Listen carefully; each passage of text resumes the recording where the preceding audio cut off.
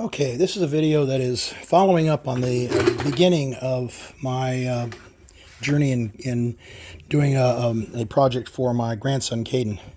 This is one of the chairs that I ended up finishing with, and I used, let me see if I can show you the chair that I used that chair as a template. It was kind of a neat little template, but I did a routed heart instead of the straight up cut heart, and I put the screws. I actually ran them below the level, and then I covered them with a black filler. And the reason I did that was because the black filler had to fill this wood here has all kinds of imperfections in it. It's actually paint grade. So what I did was I actually just screwed them in and used that as kind of a design accent. So you have the black little holes all over it. But that's, anywhere where there was a declivity, I filled it in with that black filler, and so there's all kinds of little, the paint grade stuff is beautiful. It's got all kinds of knots and everything in it. It's really, really kind of neat wood, but it has, it's not necessarily its strongest in the world. So you end up having to fix a lot of stuff that, like the surface level of it, and and things like that. And so this is what's going on here. I showed you guys what I was going to plan on doing with the biscuits. This is what the biscuits look like after you've sanded them off.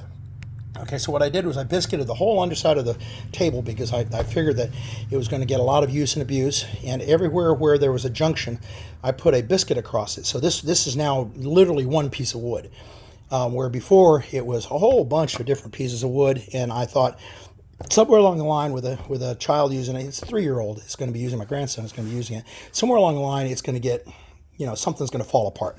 So I wanted to make positive sure that he could dance on this thing and it's not going to fall apart. So anyway, I did biscuits all over that. And then I put dowels in the sides so that each leg has 2 dowels on each side. All right, and then down. And then what I did is I took these things, notice they're octagon shaped. What I did was I took two 2x4s and I planed them with my planer. And then I took them in and I so that they were perfectly aligned. Perfectly straight and smooth. So I put them together and I glued them. I glued them up so they're one piece of really, it's like instead of 4x4, but it would be 3.5 by 3.5 roughly. And then I took that into the table saw, and I put it at 45 degrees and I cut off the corners, which leaves you with an octagon. I think that actually is kind of cool looking. That's what I did.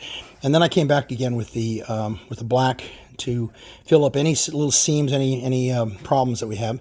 So anyway, the octagon legs all pinned, and this is the table. I'm going to actually see if I can pick it up without damaging it, because I have pads underneath there, and this table's not the smoothest.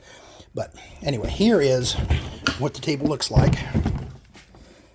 It's really, I think it's just gorgeous. I really do. And I think I'll, maybe I'll cut this part of this out, but this is what the table looks like, okay?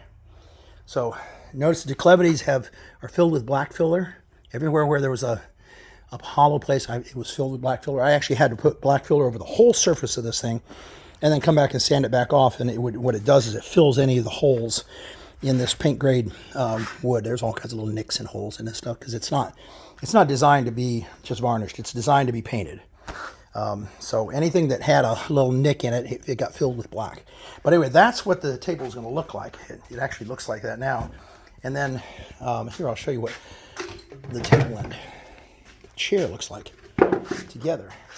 So there's what the table and chair looks like.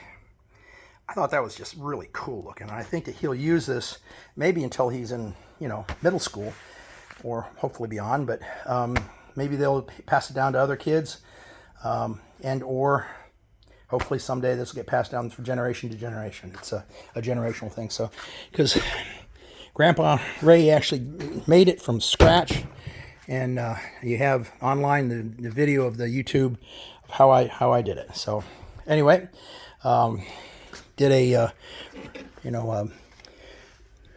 routing the edges so that the edges would be nice and smooth, so that it wouldn't nick anybody. But that is what it ended up like. I don't know, your comments. I'd like to see if you think that's a great piece, or if it will get handed down from grandpa to grandson to son to hopefully down the line to a lot of other generations. Anyway, thank you for looking at it, and I'll probably shorten this video and not have as much stuff in it. But anyway, thank you. Bye.